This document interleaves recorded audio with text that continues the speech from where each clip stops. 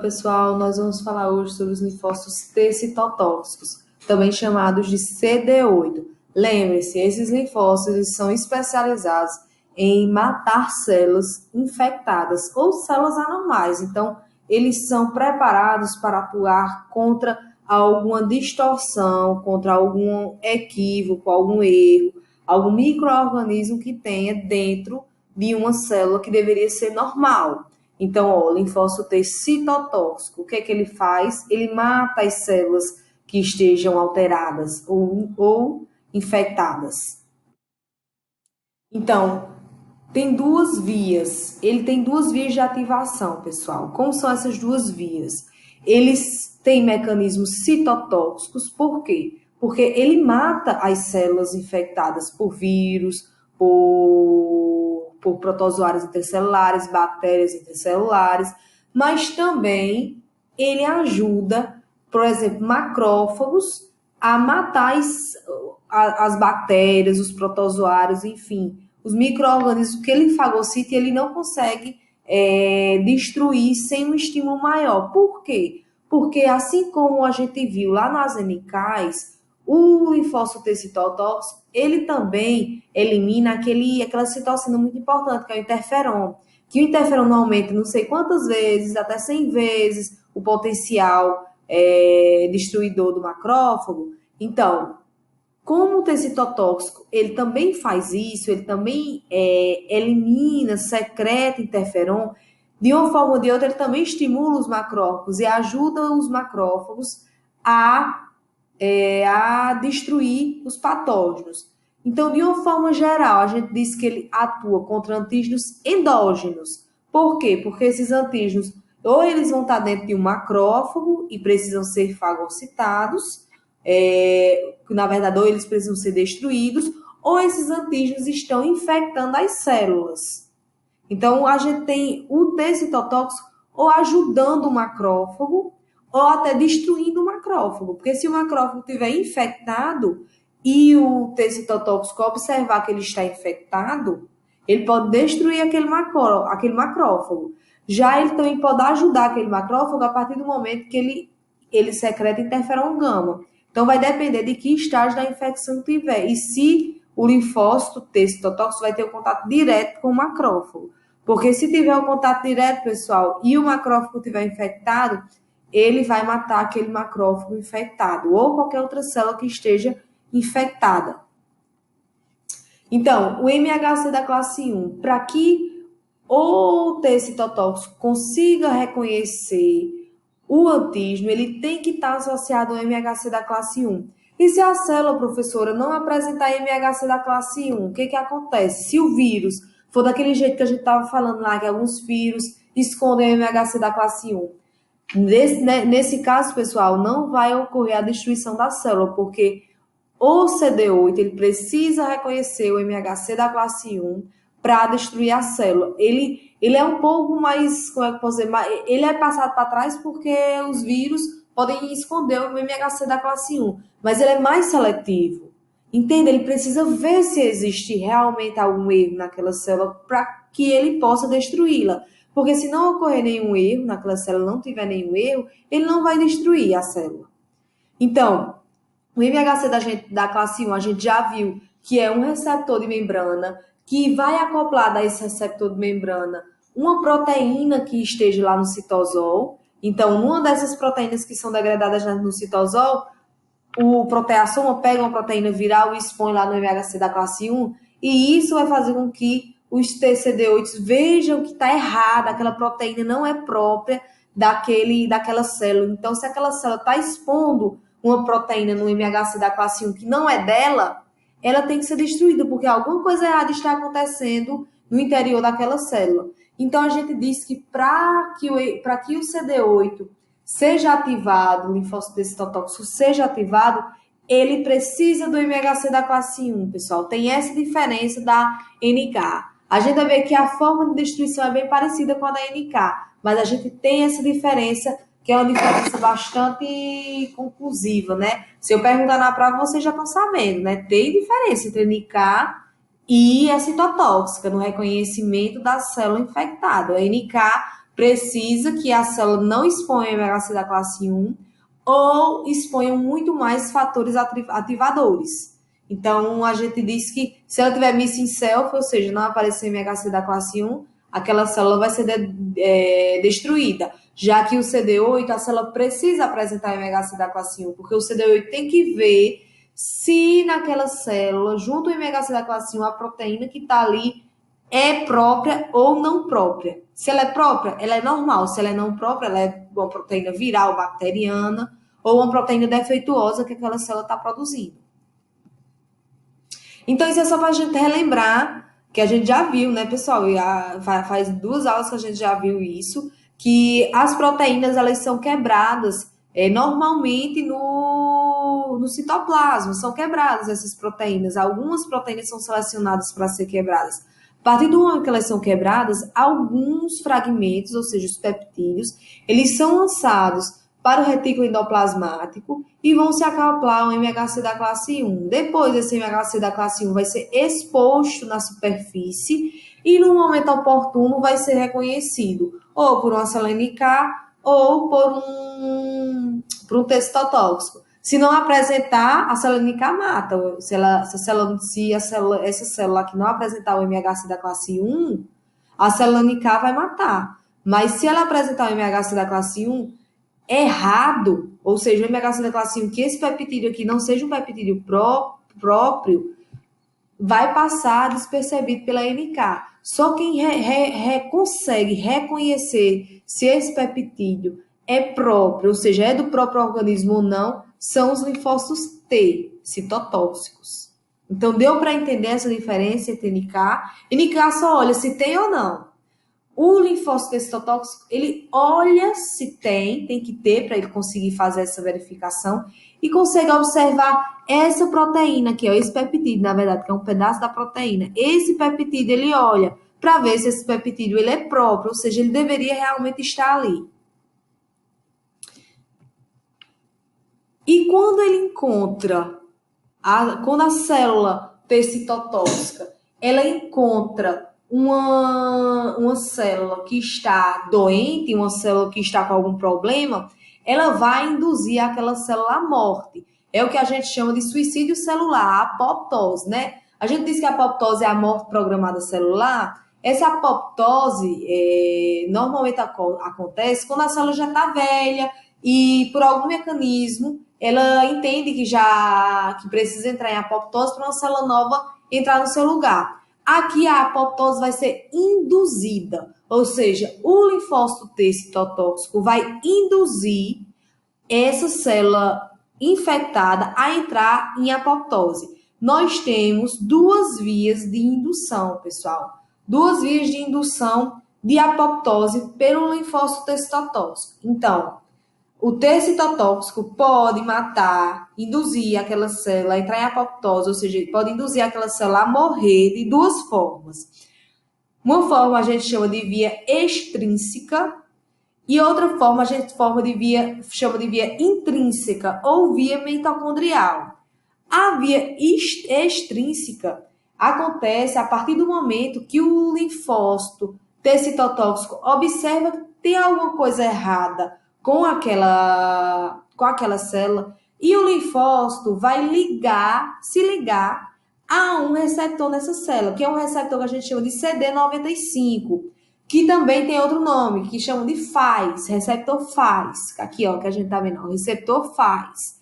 Então, a partir do momento que o nosso T citotóxico se liga ao receptor FAS da célula, ele vai desencadear uma série de cascata dentro da célula que vai fazer com que haja a formação do complexo sinalizador indutor de morte, que é chamado de DISC. Cadê? Vamos olhar logo aqui, ó.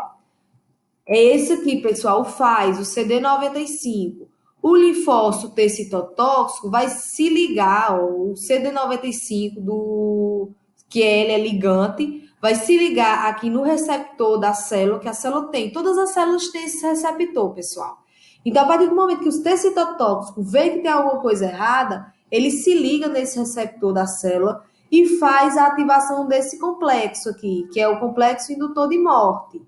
Então, esse complexo indutor de morte vai levar a uma série de ativação de caspases, que são essas caspases, que vão levar à fragmentação daquela célula, ou seja, a célula vai se fragmentar. Primeiro o núcleo se fragmenta, né? A gente vê primeiro a destruição, a gente vê a aglutinação da cromatina do núcleo e depois a destruição, né, do núcleo, a fragmentação, com a formação de corpos apoptóticos. Então, é dessa forma que a célula entra em apoptose pela via extrínseca. Então, a via extrínseca é a via do FAS, do CD95, mesma coisa. Então, o tecido citotóxico pode induzir a morte tanto através desse mecanismo aqui que a gente está vendo, como também através da liberação de perforinas e granzimas ou granulisinas.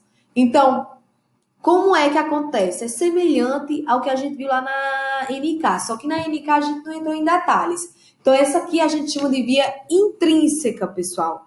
A via intrínseca, o que vai acontecer nessa via intrínseca? Lembra que a NK estimula, faz também induz a morte da célula infectada por granzina e perfurina? Aqui a gente vai ver como é que age essa granzina e perfurina. A granzina entra na célula, a perfurina primeiro, né, faz a perfuração, até pelo nome a gente já sabe. Faz a perfuração na célula, a granzima entra e vai causar danos na mitocôndria. A partir dos danos que são causados na mitocôndria, a liberação de uma substância chamada citocromo C, que vai desencadear todo o processo de apoptose da célula. Depois vai induzir a formação da apoptossomo, ativação de uma caspase, e assim a gente vai vendo essas caspases sendo ativadas em cascata mesmo, até que ocorra a fragmentação do DNA, a ruptura da cromatina e a apoptose. E a célula foi destruída. Então, a gente tem essas duas formas, a forma extrínseca, que é via CD95, e a forma intrínseca, que é através das perfurinas e granzimas. Então, tem outra forma. Isso aqui é só para dizer que como é que as células, elas também sabem que está na hora de entrar em apoptose. Porque há a ausência de fatores de crescimento. Então, com a ausência de fatores de crescimento, a via intrínseca também ela é ativada. Que as proteínas como a BCL2 faz com que haja esse dano na mitocôndria e faça a desencadeação do processo de apoptose. Então, aqui é só para mostrar que como as células também velhas fazem a ativação da apoptose, né? A própria morte celular programada. Eu espero que vocês tenham entendido. Se não entenderem, voltem para entender direitinho como é que a célula citotóxica destrói a célula-alvo, ou seja, a célula infectada. Tem duas formas. A gente está vendo aqui que são duas formas que ela pode destruir essa célula infectada. Vamos lá.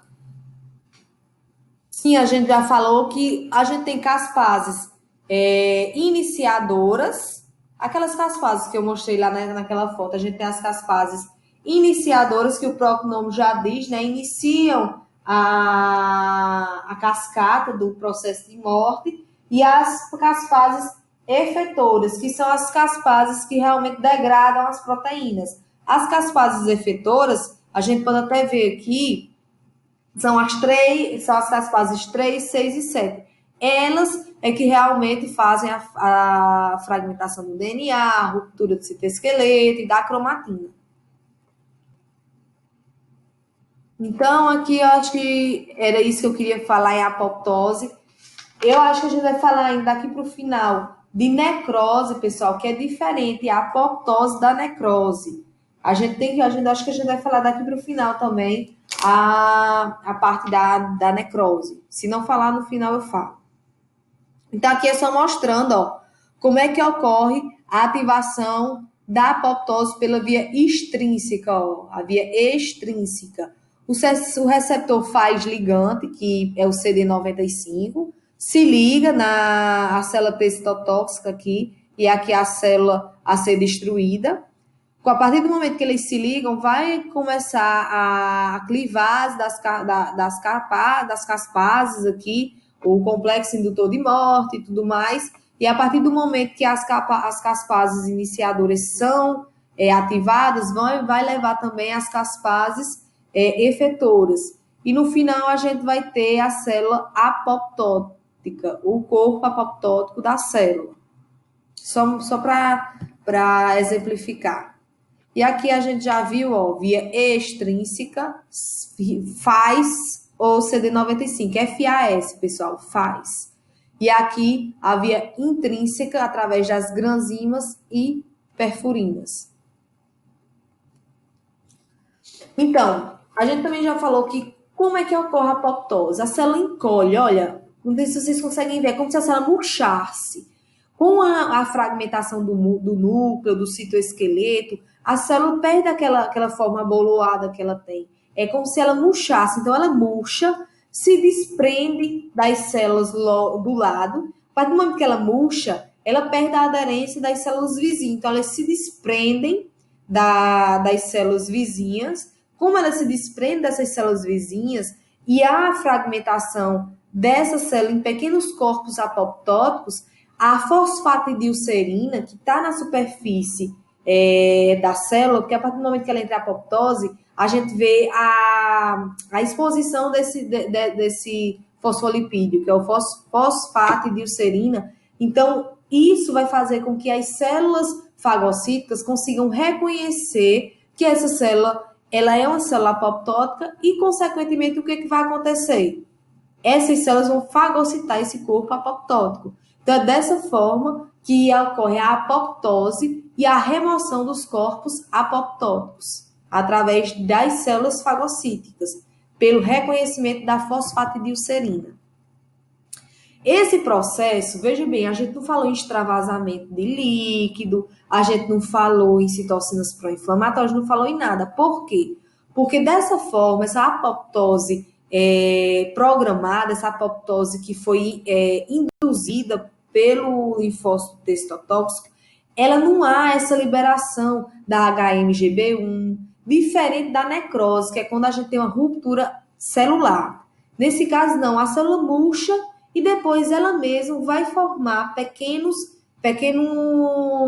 corpos apoptóticos, mas em nenhum momento vai ocorrer a liberação de líquido ou o extravasamento de organelas para o meio extracelular. Então, isso é basicamente o que diferencia de necrose. A necrose causa, sim, a ativação de muitas citocinas pró-inflamatórias, justamente devido ao ácido araquidônico, a HMGB1, ao próprio DNA mitocondrial, lembra que a gente falou? Então, a necrose ela é um processo pró-inflamatório, já a apoptose não, porque a apoptose não faz com que haja a exposição de organelas e a exposição de proteínas pró-inflamatórias.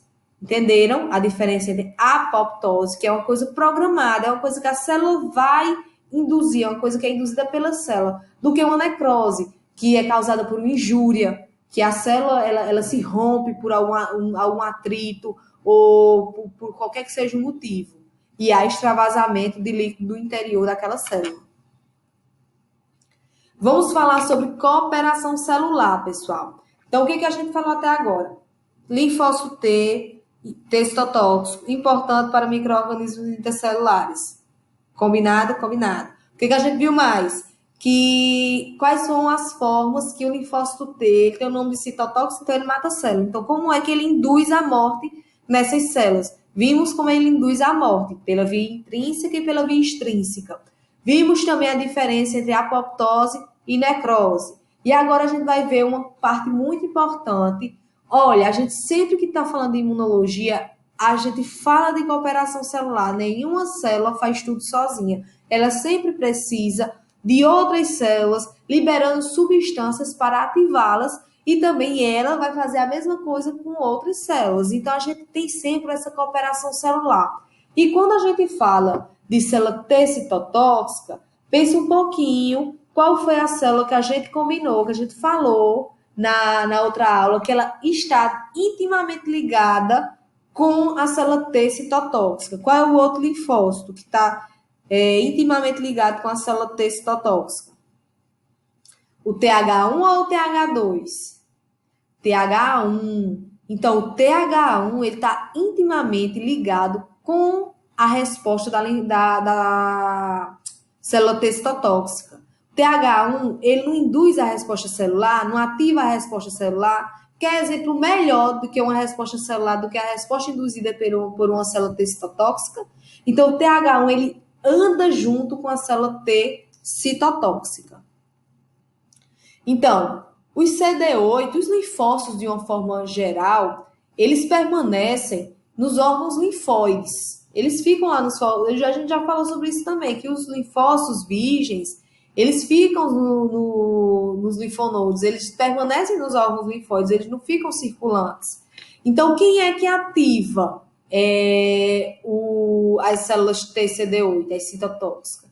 As células dendríticas, elas também ativam. E não só as células dendríticas, a gente vai ver que as células dendríticas e o TH1 que ativam o CD8. O CD8, como ele tem um potencial de destruição muito grande, ele precisa de muitas substâncias coestimulantes para que ele seja ativado.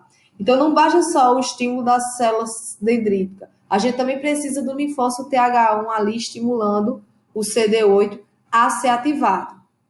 Então, o que a célula dendrítica faz? A célula dendrítica processa um antígeno e apresenta ao CD8. Como é que ela processa um antígeno? O CD8 ele não vê MHC da classe 2, o CD8 vê MHC da classe 1. Então, a célula dendrítica é até melhor se ela estiver infectada, porque a partir do MHC da classe 1 ela já consegue apresentar ao CD8. E por que tem que ser a célula dendrítica? Vamos ver. A gente tem no nosso rol de células lá no linfonodo célula dendrítica, linfócito B, linfócito T e TCD4. Então, a célula dendrítica, a gente não falou que ela é a mais eficaz para estimular um TH, os linfócitos T auxiliares. Então, por isso que ela é importante também no CD8, porque se não for a célula dendrítica que faça essa estimulação do linfócito T auxiliar virgem, não tem como também ela estimular um CD8 virgem. Então, com o que a gente tem? Uma coestimulação eficaz quando TH1 e CD8 reconhecem um antígeno na mesma célula dendrítica. Então, como é o processo? Se a gente fosse falar passo a passo, o que acontece primeiro? Quem é que reconhece quem primeiro? Primeiramente, a célula dendrítica vai apresentar o antígeno ao linfócito T virgem. Esse linfócito T virgem, dependendo do antígeno, aqui vai ser um vírus, vamos dizer que seja um vírus. O linfócito T virgem, vendo que é um vírus, que a célula está infectada, o que ele vai fazer? Vai promover, vai se diferenciar em linfócito TH1. A partir do momento que ele se diferencia em linfócito TH1, ele libera citocinas para estimular o CD8 a vir até essa célula dendrítica, ver também, fazer esse reconhecimento na célula dendrítica.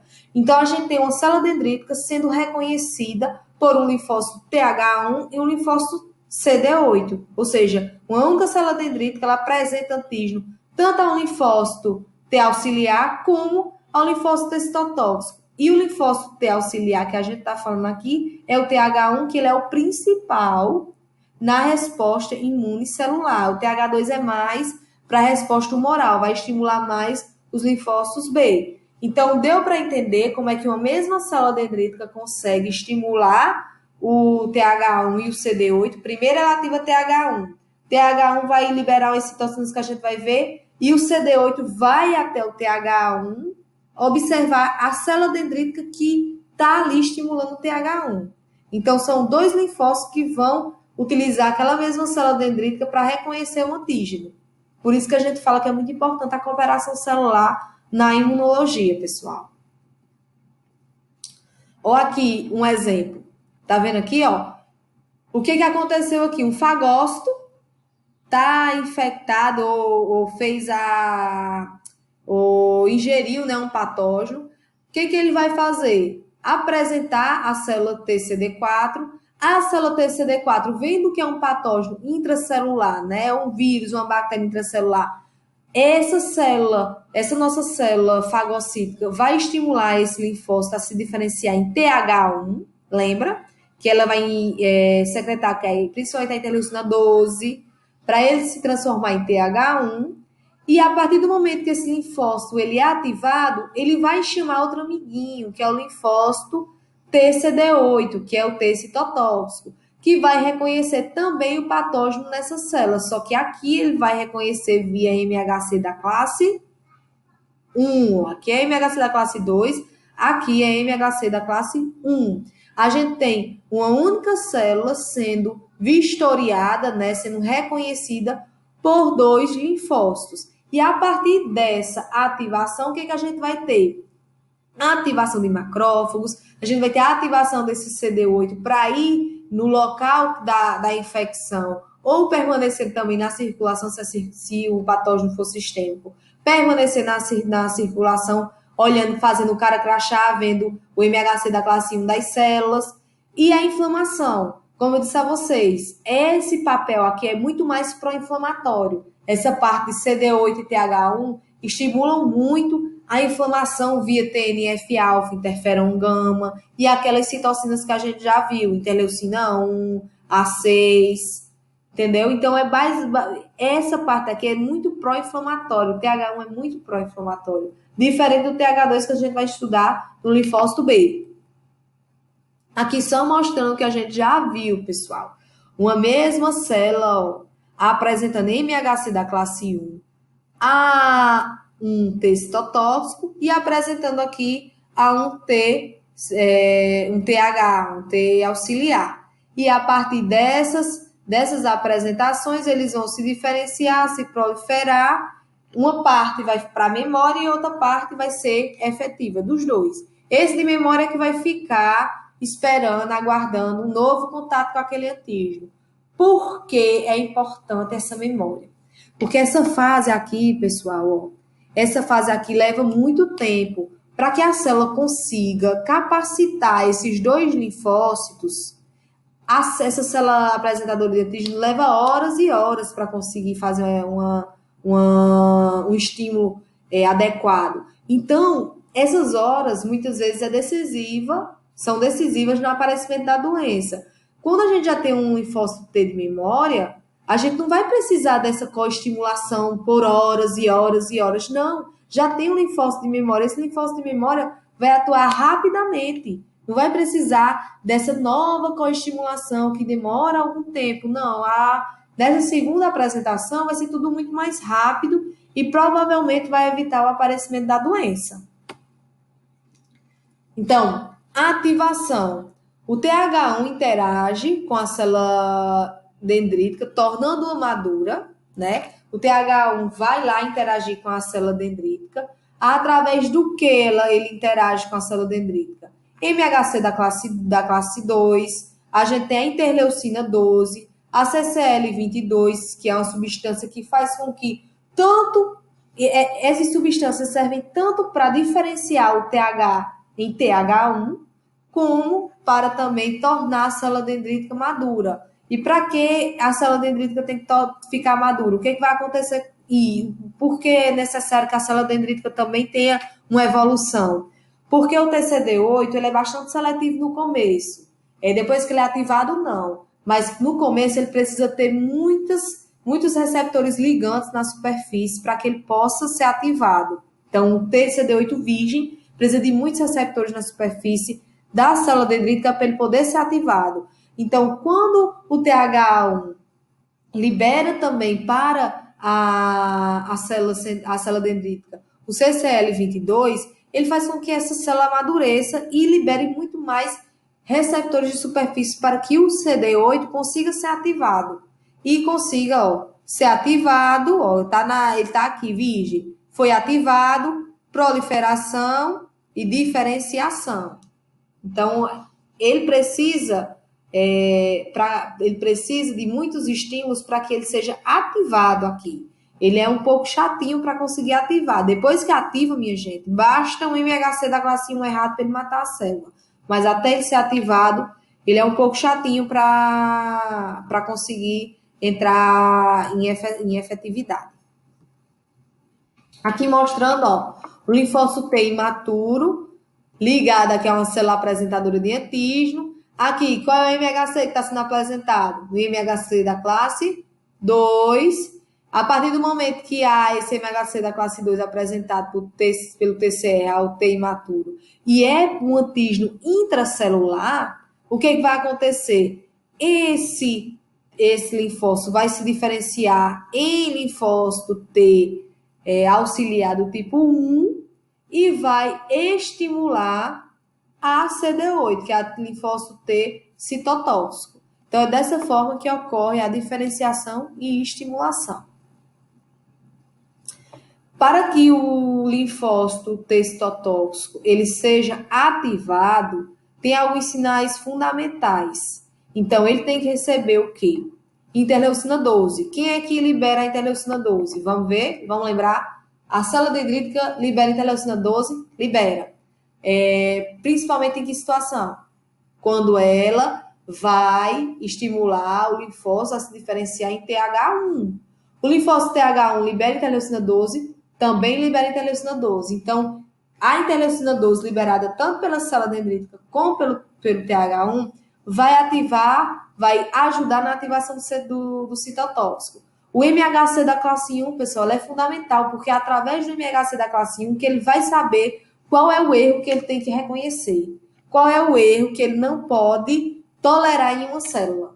Então, é o MHC da classe 5 que vai dizer, tem célula errada com essa conformação apresentando na superfície. Ele vai observar aquele MHC da classe 1 que está errado e depois ele vai criar outras cópias de linfócito contra aquele peptídeo viral que foi apresentado via MHC da classe 1. Outras interleucina 2, interferon gama. Quem é que produz? TH1 a gente já viu, por isso que eu digo que o TH1 é muito importante. Interleucina 2, o TH1 também produz. Por isso que eu fico dizendo que o TH1 ele tem que estar presente, pessoal. Ele é muito importante, eu diria que ele é essencial na ativação do T citotóxico. Professora, dê um exemplo aí da importância do linfócito T auxiliar. Vamos lá. O vírus da AIDS, lembra que eu falei do HIV? O vírus HIV, ele afeta, pessoal, ele coloniza, né? Ele entra apenas na célula TH1, na célula, no T auxiliar, né? Independente de ser TH1 ou TH2. Mas entra no linfócito T auxiliar.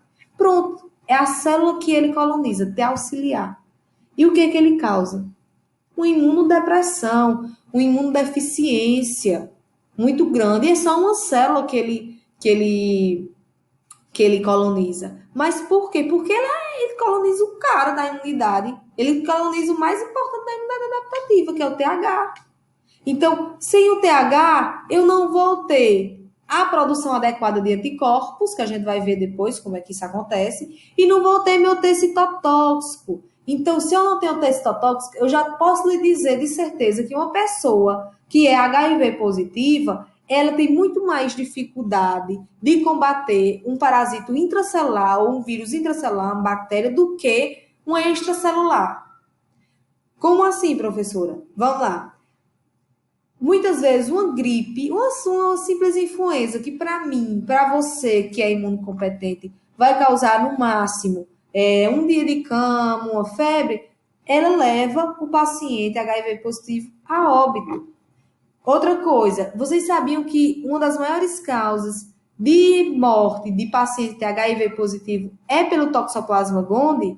Toxoplasma gondii é um parasita que eu estudo muito toxoplasma, fiz até pós-doutorado com toxoplasma, mas ele é um parasita que eu considero até besta. Por que, professora? Besta, toxoplasma?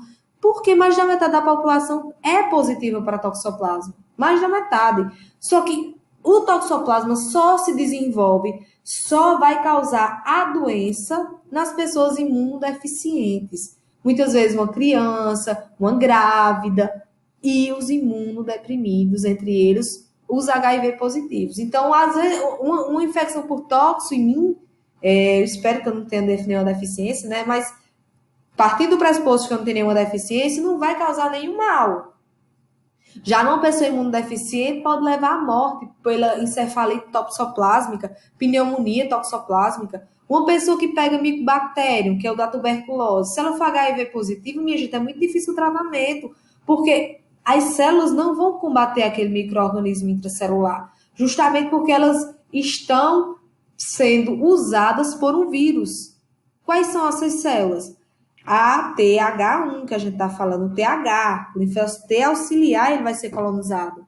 Se ele é colonizado e ele começa a ser manobrado por um vírus, ele não vai estimular o linfócito T CD8, que é o que a gente precisa para destruir micro-organismos intracelulares. Por isso que chama vírus da imunodeficiência. Entende? É só uma célulazinha que ele infecta, mas é a célula que é a principal, que é a que comanda a resposta celular. Então, é por isso que chama vírus da imunodeficiência. Professora, e na veterinária, qual vírus a senhora fala que parece com o humano? O FIV, pessoal. FIV, o vírus da imunodeficiência felina. Coloniza, isso aqui é ainda mais grave. Coloniza linfócito B, CT citotóxico e T auxiliar. Ou seja, ele acaba com toda a imunidade adaptativa do animal. Por isso que um animal com FIV, ele tem uma sobrevida muito pequena, ele fica muito suscetível a todo tipo de infecção. Porque todas as células da imunidade, todas as células que ele tem da imunidade adaptativa, vão estar a serviço do vírus, não vão estar protegendo. Então, ele só fica ele só vai ter como defesa, minha gente, a imunidade inata. E lembra, é como se assim, a gente e os animais normais, eles têm a barreira física, a imunidade inata e depois a adaptativa, não é? E normalmente a adaptativa soluciona o nosso problema. Mas os animais que têm FIV ou alguma imunodeficiência, no caso do HIV também em humanos, eles vão ter a imunidade, a barreira física, a imunidade inata. Se o patógeno conseguiu escapar da imunidade inata, eles vão ter a morte, eles não tem mais o que protegê-los. Porque as células vão tá trabalhando para um vírus. Por isso que é importante a gente saber da importância de como ocorrem essas imunodeficiências para a gente saber tratá-las. Então, nada mais é do que esses coquetéis antivirais, eles diminuem a replicação do vírus para ver se alguns linfócitos ainda fiquem viáveis, alguns linfócitos desses ainda fiquem viáveis e possam responder a antígenos. É uma pessoa também que com HIV, vocês já devem ter ouvido, ele não morre do HIV. Ele não morre propriamente do vírus da imunodeficiência. Ele morre da imunodeficiência, que é provocada pelo vírus. Ou seja, ele morre de uma gripe, mas ele morre de uma gripe por quê? Porque o vírus diminui a resistência dele a patógenos, principalmente patógenos intracelulares. Então, o que a gente tem? O vírus, ele não dá FIV do mesmo jeito, ele não leva o animal à morte diretamente. Ele facilita a vida dos micro-organismos em colonizar aquele animal e levar o animal à morte. Então, normalmente, o vírus só facilita, esses vírus que eu falei, HIV e FIV, facilitam a vida dos patógenos, porque diminuem a resistência do organismo a esses patógenos. Espero que vocês tenham entendido isso. Isso é muito importante. Então, quando eles são ativados, os CD8, eles vão à procura de células infectadas. Quando ele encontra uma célula infectada, ele vai fazer uma sinapse imunológica. O que é isso? Vai se abrir um corredor entre as duas células para que as perforinas e granzinas sejam incorporadas na célula-alvo e não sejam, pessoal, dispersas. Porque uma perforina, uma granzina dessa, ir para uma célula ao lado, uma célula vizinha, vai provocar a morte. Então, quando a célula T citotóxica encontra uma célula-alvo, ela vai se ligar através de como se fosse uma sinapse imunológica e as perforinas, as enzimas que são liberadas ali só vão afetar aquela célula que ela se ligou e não as células do lado. O alvo, pessoal, é morto, ou seja, é induzida a apoptose em 10 minutos. E o que acontece com a CD8? Ela se despluga, né, se desliga daquela célula e vai atrás de outra para matar. Então, a célula citotóxica, ela vai fazendo cara crachá, quando ela encontra uma célula, ela mata, e logo em seguida ela vai para outra célula procurando células defeituosas. Já falamos das vias de destruição, que é por perforinas e granzinas, e o CD95, que é o FAS, Aqui é só mostrando que a serglicina é outra proteína também que tem nos grânulos da testotóxica, que faz com que a perfurina e a granzina se una e forme um complexo, como se fosse um complexo só, que uma perfura e depois a outra entra. Até diz aqui, ó, que a perfurina faz uma coisa semelhante ao que a gente vê pelo C9 do complemento. Lembra que o C9 faz a lise celular, lembra da prova? Então faz esse furo na célula, né? Essa perfuração na célula. E as granzinas, elas vão clivar proteínas dentro da célula, vão lá na mitocôndria e vão destruir algumas partes da mitocôndria que vai levar a célula a induzir a apoptose. Lá vai ter o citocromo C, e a gente vai ver a ativação das caspases e a apoptose da célula alvo. Aqui, ó, o complexo. Perfurina, granzina e serglicina, deixando todo mundo junto aqui. Aqui só mostrando o que a gente já falou, pessoal. Só para exemplificar, o MHC da classe 1 aqui sendo reconhecido pelo PCR da citotóxica, os grânulos sendo lançados na célula-alvo, que leva à apoptose, o fragmento do DNA, ativação de caspases e apoptose. E aqui a outra forma, que é através da ligação do CD95 com CD95 ligando com CD95, que também vai levar à ativação das caspases, as caspases efetoras, e vai continuar do mesmo jeito, fragmentação e apoptose. Aqui só mostrando como o macrófago faz a fagocitose. Aqui a célula normal, praticamente normalzinha. Aqui a célula normal, que é uma célula endotelial. Então, depois ela se desprende do entorno daquelas outras células. A partir do momento que ela se desprende, ela começa a fazer a autodestruição. Essa autodestruição começa com a fragmentação do núcleo. A gente vai ter essas células se dividindo em corpos apoptóticos, ó, vários corpos apoptóticos, e a fagocitose por um macrófago, que ele reconhece justamente pela fosfatidilcerina, que normalmente essa fosfatidilcerina está dentro da célula. A partir do momento que ela entra em apoptose, essa fosfatidilcerina vai para o meio extracelular, é como se ela virasse ao avesso, tá entendendo? Ela é transferida para o lado externo. Então, é como se ela virasse ao avesso, e dessa forma ela é reconhecida pelo macrófago, e o macrófago consegue fagocitar esses corpos apoptóticos, essa célula apoptótica. Aqui só mostrando o que a gente já viu também. Eu gosto de colocar vários mecanismos, porque às vezes a gente não entende um, mas entende outra figura, uma figura mais clara. Essa aqui a gente viu logo no começo, e aqui é mostrando como as perfurinas e granzinas entram, né? E fazem como eu posso dizer, a irritação da mitocôndria, que induz a produção do citocromo C, que faz com que haja a ativação das caspases, e as caspases levam à fragmentação do núcleo. Aqui mostrando uma célula-alvo, sendo reconhecido por linfócitos testotóxicos. Essa aqui, minha gente, não tem para onde correr não, vai ser morta, um só pode matar, imagina, 3 pegando aqui ela para matar. Essa aqui já entrou em apoptose. Não demorou nem 10 minutos essa aqui. Aqui só para mostrar a diferença para vocês de uma célula em necrose. O que a gente vê nessa célula em necrose? Ó, as estruturas celulares indo para fora da célula, por isso que causa as reações pró-inflamatórias. As células em apoptose, aqui ó, célula em apoptose, o que a gente vê? Ó, a fragmentação, a gente não está vendo nada saindo daqui dessa célula.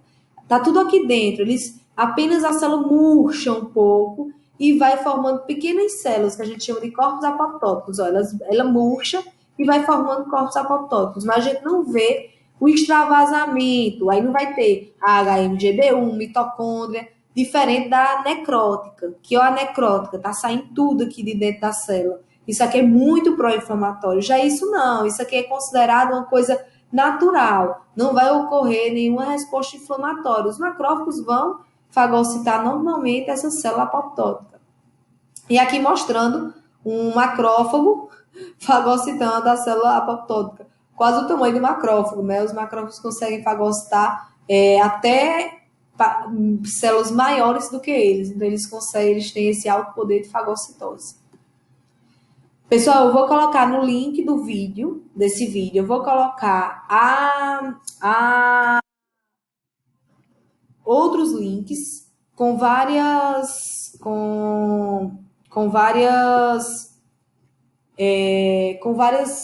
outros links com animações para que vocês possam entender melhor e compreender a ativação das células T citotóxicas, tá bom, pessoal?